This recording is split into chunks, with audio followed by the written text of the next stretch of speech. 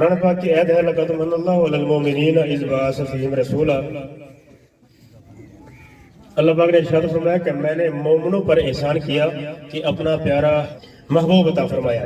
تو یہ احسان کن لوگوں پر ہے؟ مومنوں پر ہے۔ دیکھیے سرکار کی محبت اور اہل بیت کی محبت، صحابہ کرام کی محبت بہت اعلیٰ چیز ہے، بہت اعلیٰ چیز ہے۔ قرآن پاک ہے نا، قرآن پاک بڑی پاک کتاب ہے، لا ریب لا شکا پاک کتاب ہے۔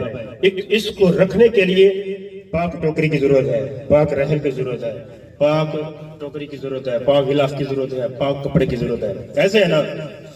کبھی ایسے دیکھا ہے کہ ہم نے کتاب اٹھا کر کسی الماری میں پھینک دی ہو کوئی گندی میلی کچیلی میں؟ نہیں۔ کیوں؟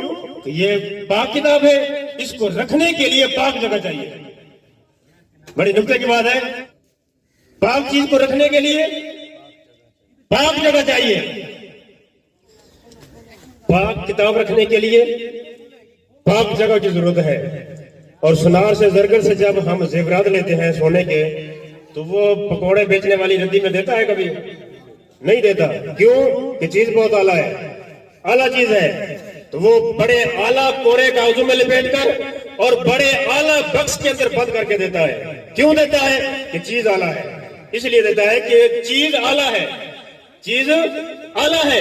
تو قرآن پاک کو رکھنے کے لیے پاک جگہ چاہیے۔ اللہ کے محبوب کی محبت، اہل بیت کی محبت، صحابہ کرام کی محبت، یہ بڑی عظیم چیز ہے۔ اس کو رکھنے کے لیے اللہ تعالیٰ نے سنیوں کے سینے چنے ہیں، سنیوں کے سینے چنے ہیں، کیونکہ سنیوں کے سینے بغض صحابہ سے پاک ہیں، بغض اہل بیت سے پاک ہیں، بغض صحابہ سے پاک، بغض رسول سے پاک ہیں۔ ان کے سینے سچے اور سچے ہیں۔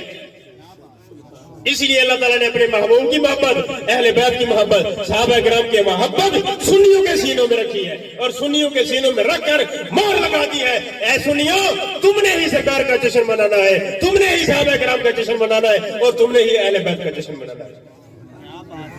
اللہ تبارک و تعالیٰ ہمیں اس پر عمل کرنے کی توفیق عطا فرمائے۔ آمین و آخر دعوانا الحمدللہ۔ دوستو اگر آپ کو یہ ویڈیو اچھی لگی ہے تو ویڈیو کو لائک کریں اور چینل کو ضرور سبسکرائب کریں۔ تب تک ملتے ہیں ایک نئی ویڈیو کے ساتھ۔ اللہ حافظ۔